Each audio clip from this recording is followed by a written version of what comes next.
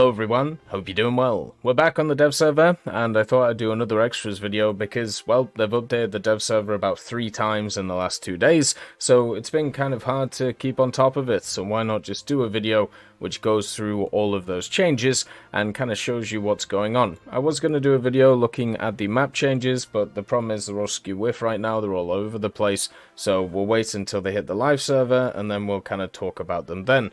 The first vehicle we're going to have a look at is the AK-141, surprisingly, since it isn't a new vehicle, but basically the AK-141, they've decided to give the R27ET.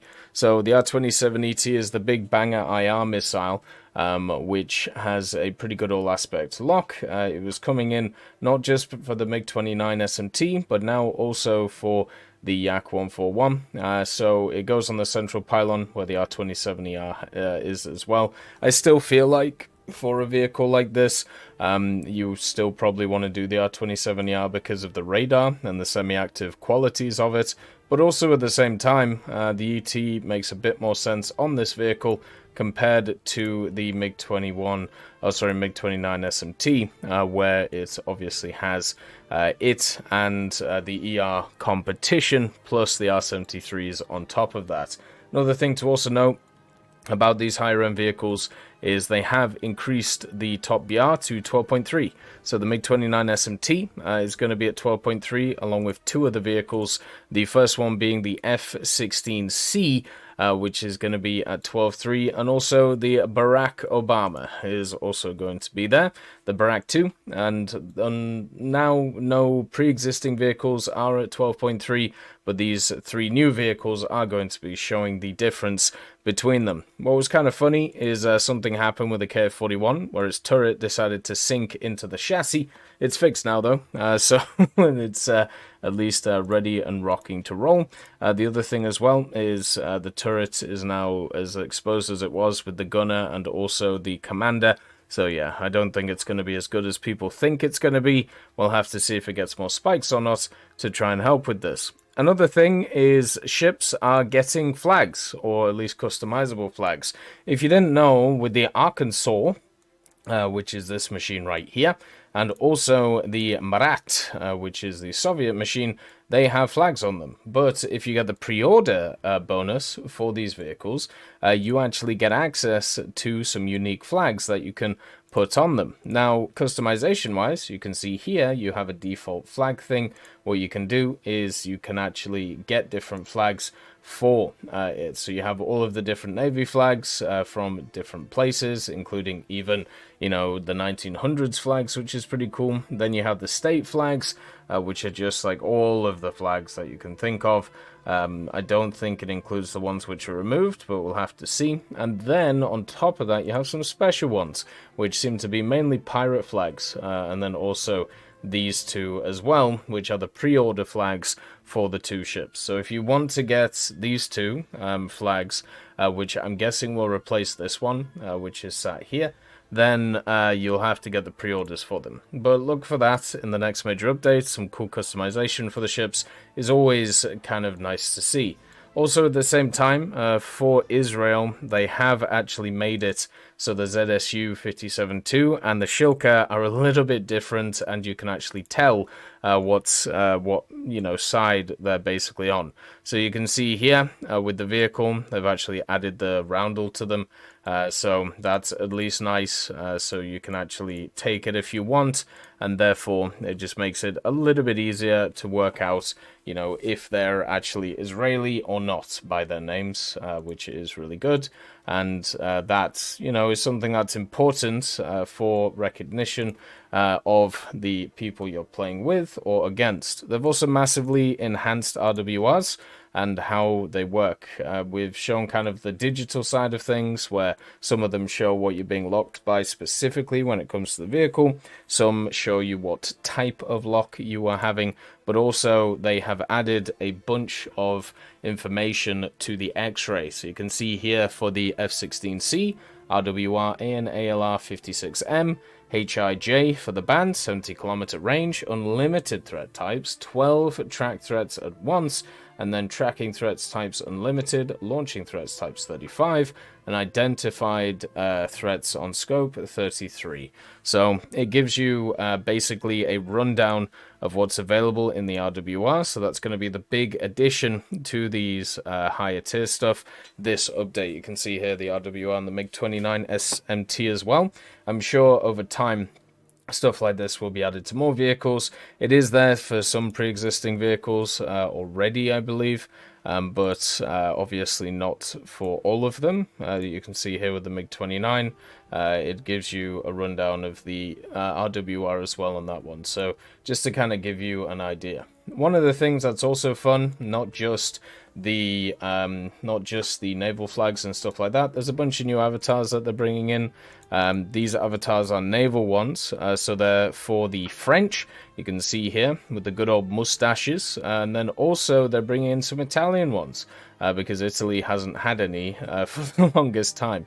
These actually come in basically to even out the naval stuff. There's a lot of them here which you could get with like different naval nations, but for some reason France and Italy were forgotten, so now they've added them in. You can grind them out at the same time as everything else, which is really good. It's really nice to see. They've also added at the same time the Leo 2 PSO. So this now has the opportunity to remove the dozer if you want to, and just keep the additional armor. So it doesn't have to be modeled on the vehicle. One thing I should also show, because for some reason I missed one of the modification windows, but you can see here, here's the dozer, and then also if you remove the dozer, then you have just the general bit on the front. A lot of people have bug reported the armor on the front of this thing in this area, and I'm sure it will be improved over time. We'll have to see what goes on with the vehicle, and I'm sure people will make a big fuss out of it, and then it will get submitted, and then we'll see what goes on. But yeah, you can remove or add the dozer if you want to. The VFW, weirdly enough, I checked the Osketten and the Winterketten on these vehicles, and none of them got access to an animation, so I was kind of confused. But the VFW actually gets an animation for its side skirts, so there you go. It's kind of interesting to see. I didn't realize it got one because, I mean, it didn't really make any sense for it to have one, but there you go. They decided to add it in for that vehicle, which is, you know, it's nice. It's a nice addition there. Also, at the same time, the Leclerc Azur's armor. I know I didn't spend a lot of time on this vehicle, but it's just like the Tez, right? It's just a fat Leclerc. Like it's just one which is a bit more chunky monkey. And now what they've done is they've actually added in the Azur ERA, and you can see it's useless against kinetic munitions and chemical munitions. It's good against. So basically useless is the way to put it, because of the simple fact that nobody fires chemical at high tiers, because why would you? So yeah, all of the Azur armor, no kinetic protection, and also the SLAT armor, obviously no kinetic protection there, because it's more designed against RPGs and stuff like that. The MBT 2000 did actually get updated though, which is quite nice. So the gun actually fits in the barrel now. It's still at 10.0 surprisingly, and still doesn't have any composite armor in it at all.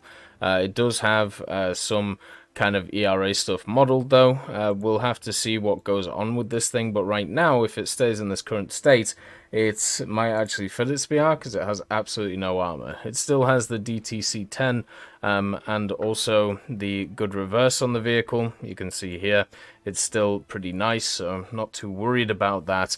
And the fact that they've modeled this properly is good. They still need a bit of work when it comes to the ammo and also the stowage, but we'll get there, you know, we'll get there with the vehicle. It'll take its time, but it'll get there. That's the main thing. Then you have the OH-58s, so at least the American one. This one gained a new modification, which kind of hurts it. and the modification it was added was Gunpod GP19. So this means that you don't get the 12.7mm GAU 19 stock anymore. Instead, you have to research it. Generally, this isn't a big deal. Like, it's not something that's going to bring the house down. It might actually be a bonus because it will make other modifications at the rank cheaper to be able to research. But it just kind of sucks because, you know, you want as much stuff available at stock as possible so people can play these things how they want to. And with this one, you're not able to. The Zarini got itself some smoke launchers, so well done, Zarini. They were modeled, like they are on the booty here. So the fact that they are ready to go is good. Nice to see that it got them, so at least a little bit of extra survivability for this thing, and also it can reverse into them, which is super good and really nice. And the big change that they have added to the dev server is dynamic repair costs. So one of the things, if you remember, that Gadget talked about was adding in the idea of dynamic repair cost. So the longer you last in a battle, the more you pay when it comes to when it comes to repairs. And you can see here for something like the Zarini 2, you have a repair cost depending on lifetime, and then you have a max repair cost. So if you die, let's say in 2 minutes, you only have to pay what is that, like 320 SL instead of 855, which is what you had to pay for before. So there is now 2 sets of repair costs, and basically one of them you pay until you get to the maximum, which is the max repair cost, and then whatever happens there, you pay that, right, if you survive that long in a battle. So for example, the F-16C, you can see it has a 1100 per minute repair cost per lifetime. So every minute that you have on the clock, if you die, you pay that much per minute, but it has a maximum repair cost of 12,700. So if you go past like the 11 or 12 minute mark of being alive in the F-16, then you will pay the max repair cost, and it won't go any higher than that. But that's still pretty cool, right? Like, I think that's really awesome. Super happy with that. And hopefully they can continue doing cool stuff like that. As always, I hope you have a wonderful day, and I'll see you next time. I'd just like to thank Brendan Quinn, Vilneus, Character Fuel, Juan the Panda, Carrion Crow, Gus Irenicus, Pyman, Merciless Reaper, Orange Tail, Teddy, Daniel Stanton, Moxie, B. Young, Bareen, Peter Grayling, Alan Hacker, Sem Alslan, Uncle Bean, and Derek R, and also Lafouche for supporting the channel.